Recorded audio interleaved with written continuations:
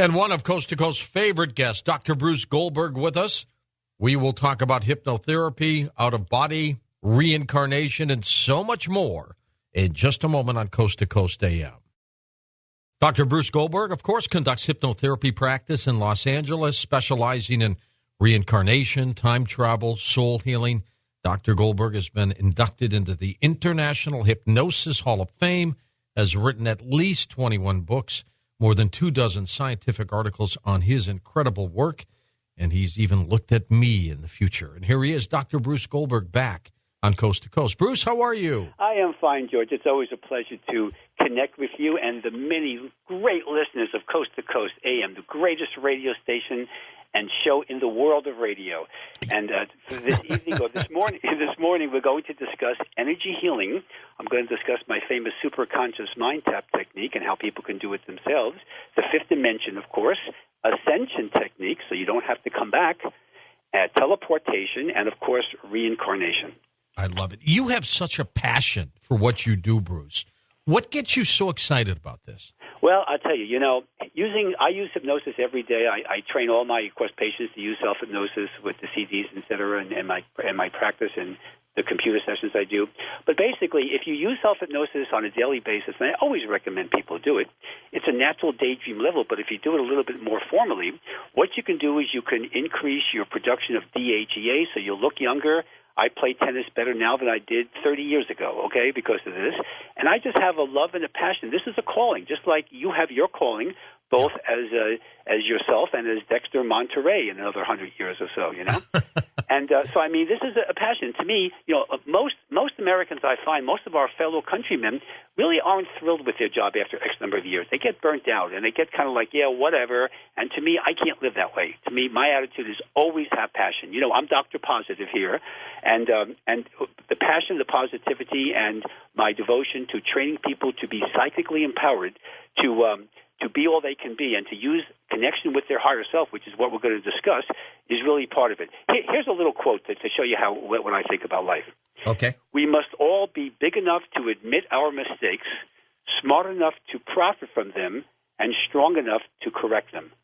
That is so true. So true. I tell my children, Bruce, it's okay to fail. Just learn with what you did and don't do it again. Well, the definition of insanity is doing the same thing over and over again, expecting different results. So true. Now, tell me about this superconscious mind tap technique. What is this? This is a technique I developed way back in 1977, and this is a way of, think of your soul, the subconscious mind is the clinical term. We call it the soul in the more lay of theological literature. And the soul is really electromagnetic radiation, just like a radio signal or a TV signal, and it's harmless radiation. In addition to having, but of course it's all compromised. Nobody's perfect. We just had Easter here, but nobody walks on my water, my pool, my backyard, including me. But we also have a higher self, or it's called the superconscious mind. The superconscious was named by Plato 2,300 years ago. And the superconscious is the perfect part of your soul's energy. It comes or emanates from the God energy complex. So what my technique is very simple. It's really a shamanic technique that I kind of westernized many years ago, is to introduce the patient's subconscious to the superconscious during a hypnotic level. So you might think of me as the social director on the karmic cruise ship, as I like to think of myself here. Wow. And what happens when you do that? This is what we're dealing with.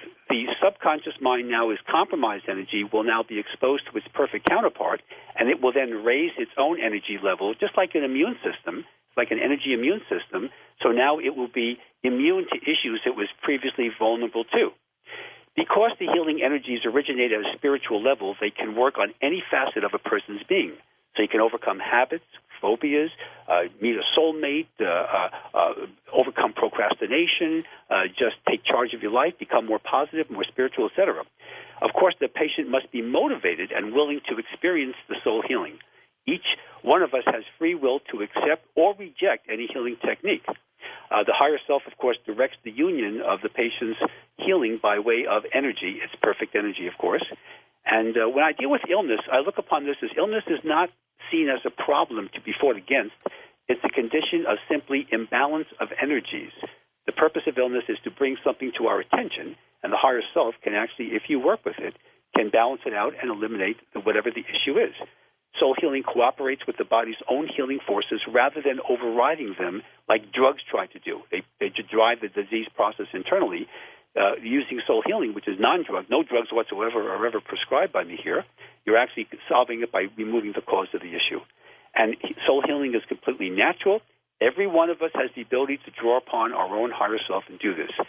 Now, when people do this, what happens? What are they like? Well, what's an example of characteristics of people who go through soul healing?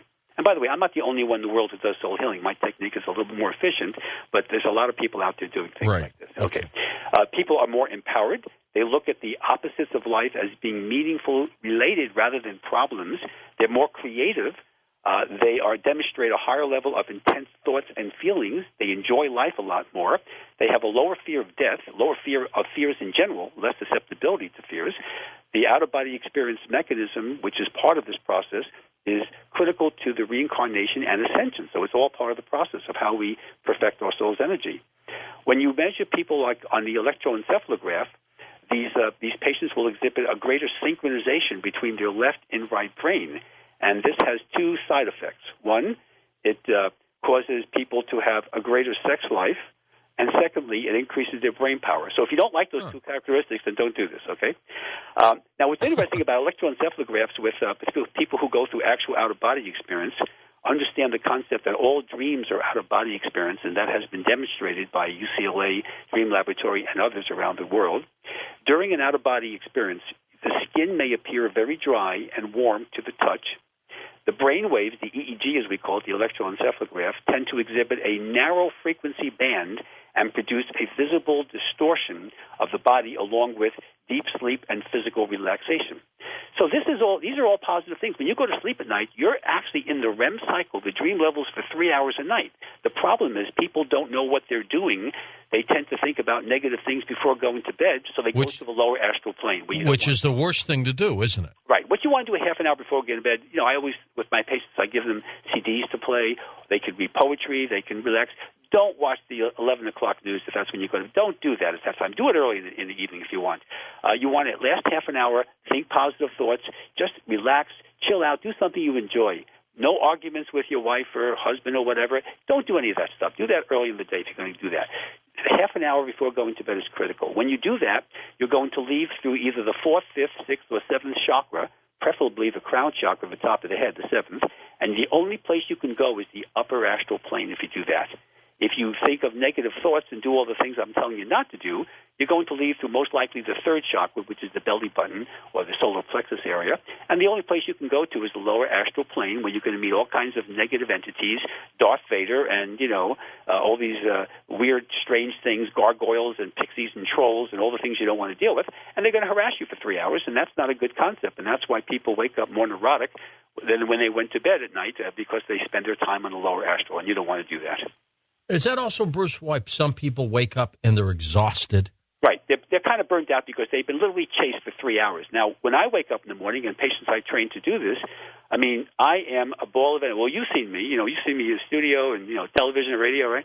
I just have tons of energy, and I'm not superhuman. Anyone can do what I'm doing here.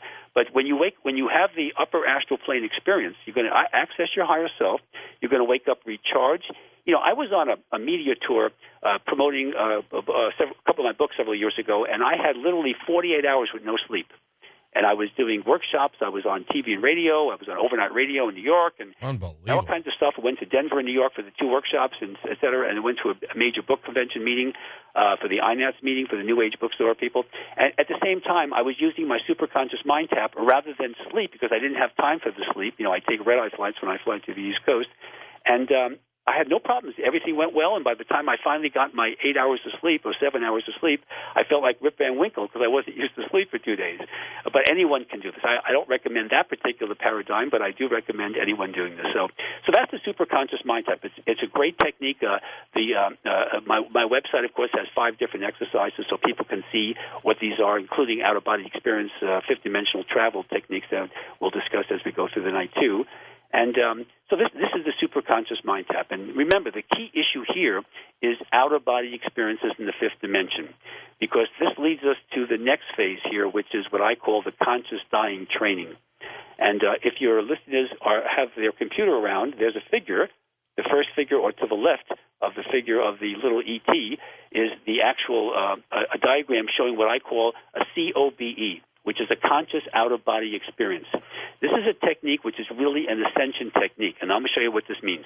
When people go through their life, if you look at the chart, you see the birth, and then it's got consciousness, which is your daily life, and then there's the death, okay, crossing into spirit or clinical death. Now, there are three kinds of out-of-body experiences depicted on this diagram. One that we're all familiar with, of course, is the near-death experience. I don't recommend that as a trial period. You don't want to clinically die for 3 or 4 minutes. Plus, don't flatline yourself, folks. It's not a good idea, okay? Near-death experience, you are actually clinically dead for a few minutes, and you are revived and this and that. But that leads to a negative situation called unconscious dying, as you can see by the chart, because you're not exposed to your higher self. The other kind of out-of-body experience, number 2, is labeled OBE, and that's your regular out-of-body experience. People go through the REM cycle at night, et cetera, or they have experiences during the day if they're practicing techniques. And that's fine, too. But that isn't the biggie, because, again, if you do that and you go through your regular life, you're going to wind up with what we call the unconscious dying, which takes you through the disorienting forces of the lower astral plane, where you are harassed for umpteen amount of time, and then you're going to wind up at the soul plane to choose your next life, and then you're going to reincarnate, as you can see from the diagram, going back to the lower astral plane, where your memories are all wiped out, so that's why people don't remember their past lives, and then you're going to have unconscious rebirth, and you're going to have another neurotic life. It's not a good concept. No, is it like being in hell, Bruce? Well, people would actually call that hell. There is, if you read my work, there really is no hell. Hell is eternal damnation. There's a temporary, you can get out of the lower astral plane. And when you do, it's not hell, it's not eternal. But the lower astral plane is a very nasty place. Now, the COBE is the one that most of your listeners probably don't know about unless they follow my work. The COBE is when you actually connect with and merge with your higher self at the moment of death. And if you look at the chart, you see the COBE takes you through what's called conscious dying. You go up to the soul plane by avoiding the disorienting forces of the lower astral plane. And then when you eventually choose your next life in the soul plane, which is what that is all about, then you're going to go through a conscious rebirth where, again, you're avoiding the disorienting forces of the lower astral plane. Then you're born into a body which is now you're going to be more spiritually evolved, you're going to have memories of your past lives, and you're going to be more spiritual powered, you're going to have a much better life, and things are going to be a whole lot cooler than they would be if you didn't do that. And there are so many things you can do. There's a case, we just went through a holiday of Easter. There's a case that I reported in one of my books about a Thanksgiving day of conscious dying, and this is what happens. A woman, I call her Ashley, was experiencing a very difficult situation. Her husband had died.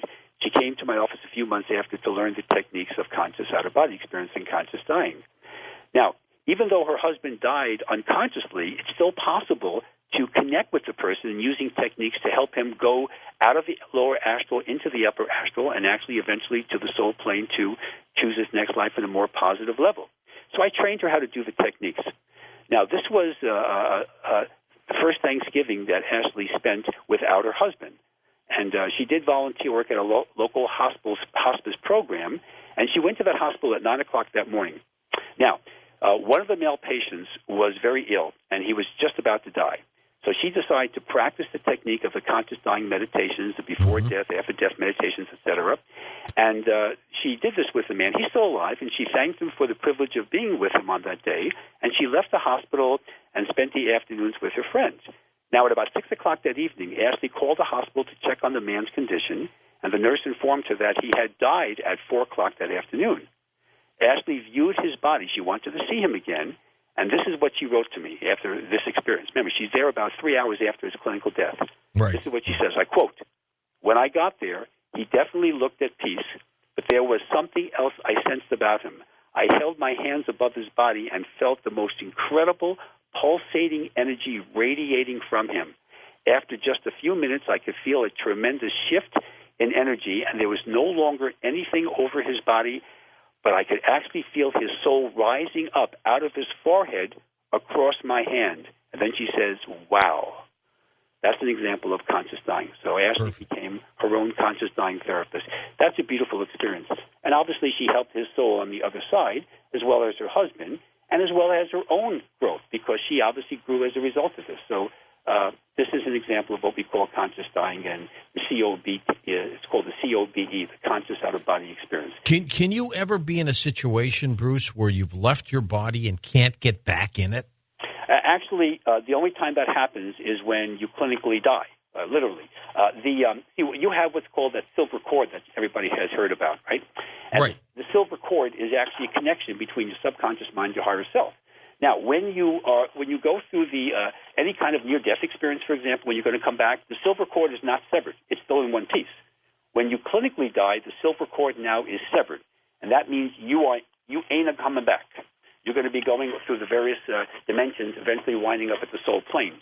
So, when people practice out-of-body experiences, they say, "Gee, is it really dangerous?" and this and that. They're afraid they're going to be, not come back. They're going to clinically die. You're talking to somebody who is on the earth plane. You know me, George. You've seen me, right? Yes, I have been out of the body over 3,000 times. That's got to be a world record. Oh, the Guinness people haven't contacted me, but they're welcome to. Okay, and I'm not trying to brag about it, But the point is that I have never had a problem with out-of-body experience. Nobody had, by the way, in the history of the last 150 years of scientific research on this, no one has ever had any kind of negative experience from an out-of-body experience. So you're never going to have to worry about that. So if I can do it 3,000 times, trust me, folks, it's really cool. I've done out-of-body experiences when I used to study for exams in dental school, and it helped me study better. I've done this when I was skydiving. I did that. I've done this during workshops. I've done this on interviews. It's beautiful. It's a tremendous experience. So out-of-body experiences takes us where? To the fifth dimension. And you're traveling in your astral body if you go to the astral plane. And the nice thing about the astral body is that it's usually dressed in clothes that are that you like. In other words, if you want to dress yourself as a past life, let's say you had a great past life in 1,500 years ago, you would dress that way. The astral body is taller, thinner, and younger looking than you are now. Okay. So a lot of people like that. When you go out of the body, though, the physical body can become immobilized and rigid. This is not to be a fear. This is part of like the sleep cycle. You go through a sleep paralysis, which is a normal part of our sleep cycle. A lot of these characteristics can be avoided by using spiritual white light protection techniques and others, which, of course, I always do, both in person as well as the CDs. The pulsating silver cord connects the astral body to the physical body.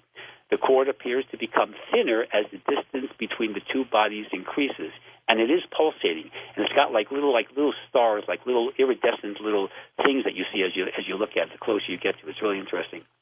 The astral body is weightless because it's energy and a spiritual body, but possesses very acute perceptive abilities, especially towards sounds and bright and vivid colors. You actually hear a whole lot better when you're out of the body. It's the physical body now appears as an empty shell, but the soul leaves a clone of itself, like an alias on a computer. So your body is always protected when you leave it, so you don't have to worry about possession or clinical death at all. The awareness of being out of the body is usually due to the inability to move objects on the physical plane. There's a big difference. You'll create an environment that looks like the earth plane, like your bedroom or wherever you're doing this, but your hands are going to pass through the physical matter, you see. And we see some portions of the environment that could not possibly be perceived from where our physical body is known at that time. So that's another way of knowing that you're out of the body. And then there's a technique when people do these techniques. They say, "Gee, no, doctor, I experienced all that, but the problem was I wasn't at the ceiling of my room. I was in my body."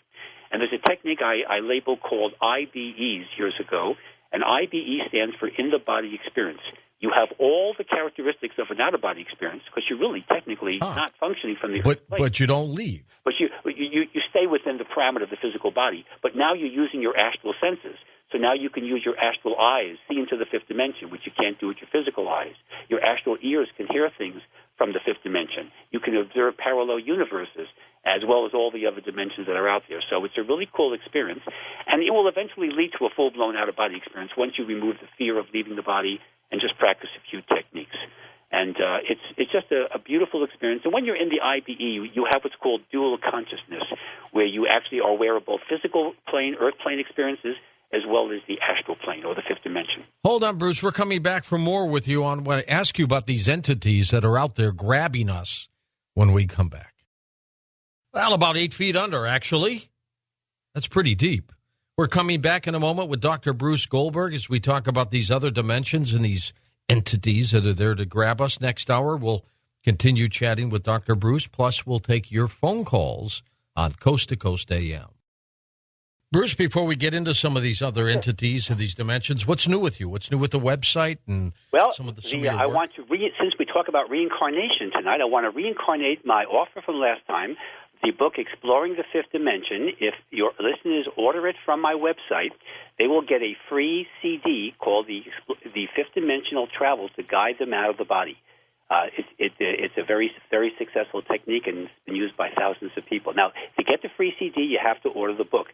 If they just want to try an out-of-body experience without buying a book, and they don't have a computer, folks, if you have a computer, the exercises are on the site. But if you don't have a computer and you want a written exercise of the fifth dimensional travel, just call my 1-800-KARMA-4U, which is 1-800-527-6248. And I will send you the written exercise. And the first 200 callers will get a free Access the Akashic Record exercise, along with the packet, which will describe all the books and CDs. And as you know, December 21st is coming up, George, and you know what that means? It's Mayan calendar day, Bruce. It's going to be in studio with you and Tom and Lex and Pizza and, and holding the hands of the universe to show people that nothing is going to happen. It's going to be just like the Y2K became Y2OK. It's going to be no problem, so I'm looking forward very much to it. You don't think when the clock strikes midnight we'll hear on the air, and that'll be it for us? Huh? No, I think that somehow this is going to be the sun will rise the following day, and it will be fine. But it'll be a pleasure to be in the studio because we'll get a lot of calls and a lot of activity, and you'll be surprised. There'll be a lot of people panicking at first, really worried because they're going to be there's so much junk going on, and then they're going to hear us. And they're going to hear yours truly, and I'm going to still be on the Earth plane on December 22nd, and people will be getting ready for Christmas time just like do every year, and everything will be fine as the winter solstice makes its appearance. So I'm looking forward to that. The other thing I want to point out is that, so you asked me about that. On the website, by the way, people who want computer sessions, Skype sessions, I do that, of course. That's on the website.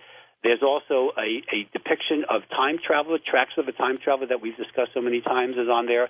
There's many articles. There's 5 different exercises, including the fifth dimensional travel and psychic protection from negativity and teleportation is on there too, as well as a bunch of videos. There are 13 different videos of people going through experiences, including Jerry Springer's past life and a few others going into past and future lives. So the website's chock full of a lot of good stuff, and obviously email address and all the contact information is on there. So I appreciate you allowing me to let your audience get a little absolutely of that. What I want to discuss now is that the second figure that's on the site, on your site, is this is an example, speaking of the fifth dimension and ETs now, because we're going to deal with that a little bit. How can somebody, a woman, a young girl, a lot of these are teenagers, how does a young girl, let's say in New York City, living in an apartment on the 80th floor, right, in Manhattan, how is she abducted? Where's the craft? Don't you think that the fire department, the police, the FBI, the Homeland Security, everybody's going to be there it's going to be like a bad movie, right? Well, this is what can happen. The entities, in this case I'm showing grays like the Zeta Reticuli, they can actually enter into a tear in the fabric of space-time, fifth-dimensional mentality, call them gatekeepers, if you will, and they can actually enter into the room, as you can see on the depiction of the drawing there, and they can actually come through the fifth dimension, abduct the girl, take her into that fifth dimension, wormhole, tear in the fifth dimension, whatever you want to call it, take them to their craft or underground installation. Now we have, a military and government conspiracy aspect, which, as you know, all about that, and then return her later on when they've done their experiments, sperm and egg samples, or whatever they're doing, and that's how a person can be abducted without having to have a craft hovering over the building. And this is called a fifth dimensional abduction rather than your traditional regular Earth plane 3-dimensional abduction. So that's how it works. I mean, this is not fun. Remember what I said last time. When the abductions occur, Wednesday is the most common day, 11 p.m. is the most common period of time, and July is the most common month for abductions. Why? It's just the statistics. I mean, maybe they just like the summertime, and they do it at night. Of course, it's easy to get away with it.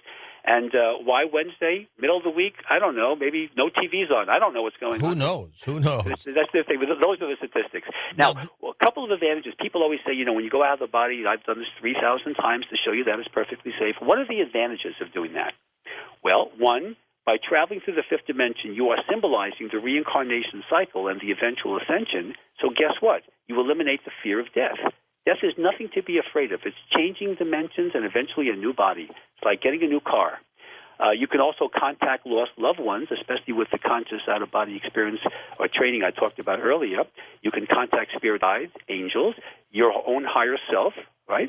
You can do what I call astral negotiation, where you can negotiate with people on the earth plane that you're having problems with by summoning their astral body to come into what I call a sanctuary. And the sanctuary technique is also depicted on the website as an exercise. And then you can work out problems on the astral plane where they're far more open and negotiable. And then when you go back and wake up the following morning, as they do in their bed, they're going to say, you know something, I don't seem to have that problem with that person anymore. And they're really, you can work out a lot of problems. Very interesting. You can do healing. You can do what I call etheric plane surgery, going to the etheric plane, which is a rather complex technique, but we've discussed that in the past.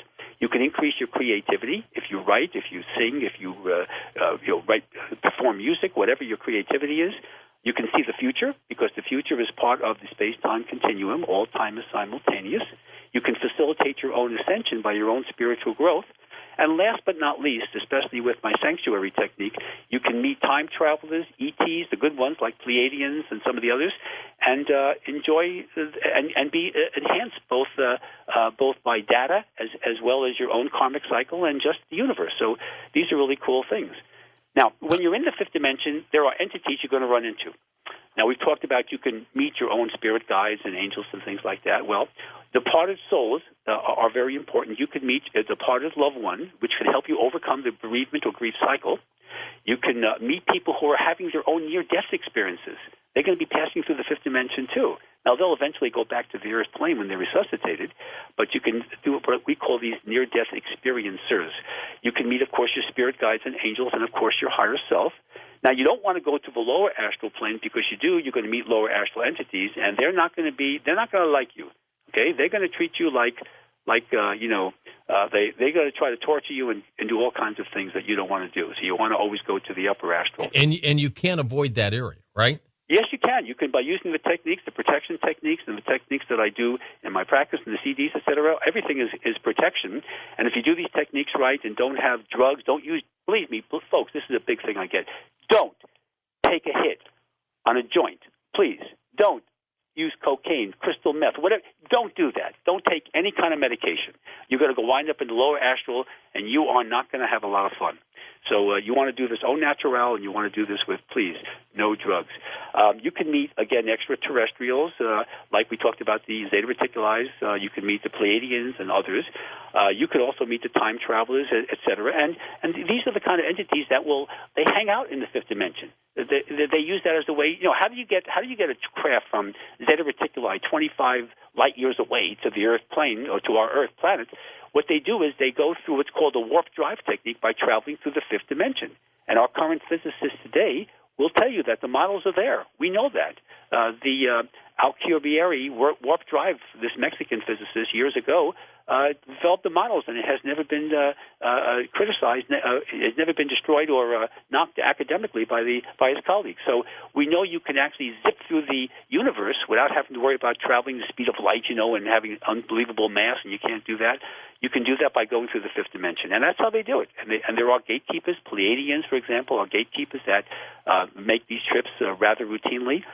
So going through the fifth dimension is something not to be afraid of, folks. It's great. Look at me. Do I sound like I have a problem here? Okay. So this is the example of what you can do, and again, you can grow, you can empower yourself, and do fun things. Now, also, what you could also do with these techniques is as we've discussed many times in the past, teleportation. I came across the teleportation case from many years ago, and I'd like to quickly describe it. This is a case that occurred in Siberia. How's that? Okay. There's a father, Litvinov, in 1933, he opened the door to his church in order to admit a young man who had a look of horror on his face. The young man said his name was Dmitry Grishkov, and he claimed that he was to have been married that day, and on his way to the church, he had stopped by the cemetery to visit the grave of a boyhood friend.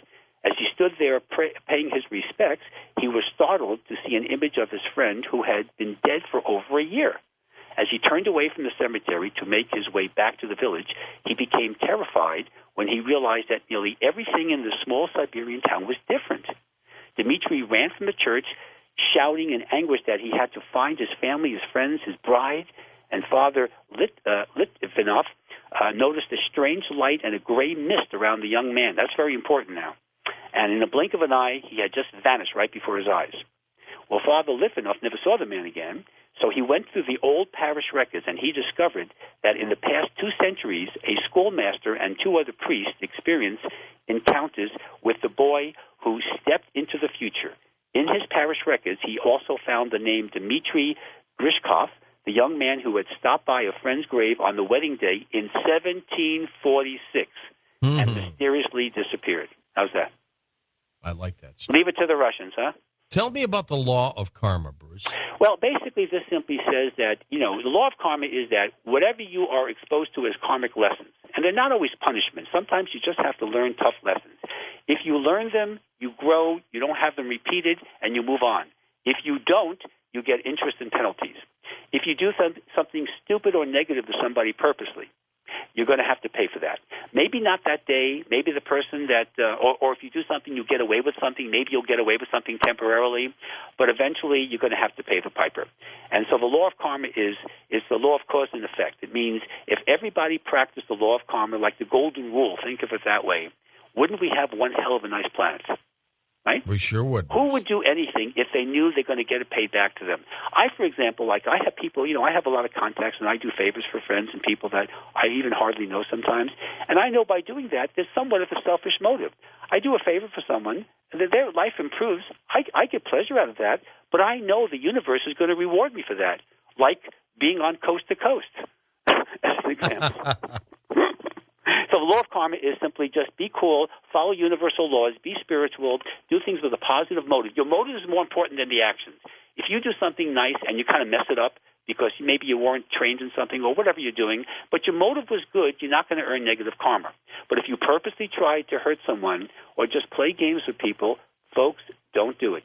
Be cool. The universe will reward you. The universe is very objective. It doesn't have favoritism. If you follow the rules, you'll be rewarded. If not, you'll be punished by a lot of negative stuff. So the law of karma is something that you want to, pay attention to and do successfully. Now, another law that's important is the law of attraction.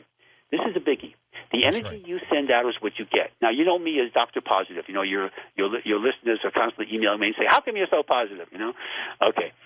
Well, if you send out positive energy, you're going to have a lot more positive things happen to you, and my life definitely illustrates that. If you are cynical and negative and just think of your cup as half empty, Murphy's Law, and all the yada-yada stuff, you're going to have a lot of problems.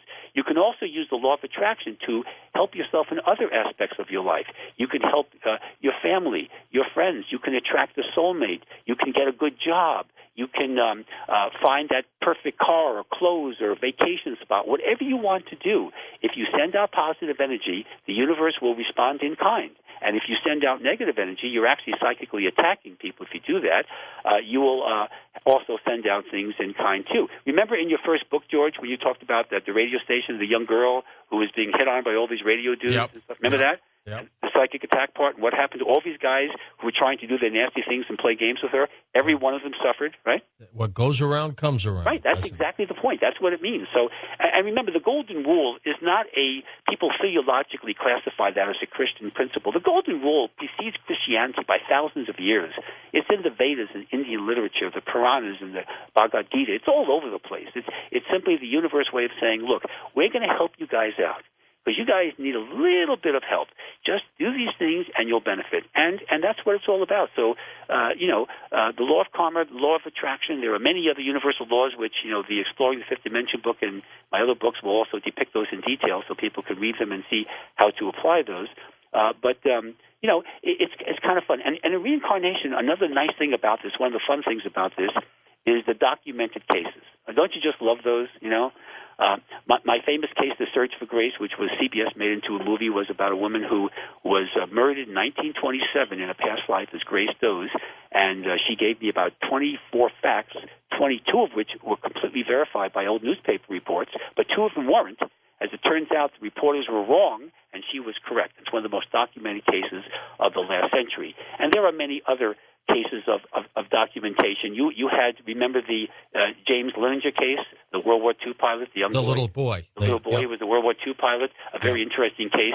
Of course, the work of the late Ian Stevenson, may he rest in peace, for over 50 years, did over 2,500 cases of children between the ages of 3 and 7, and they were documented. They came through intimate details of things that were just brilliant, and his cases were just beautiful.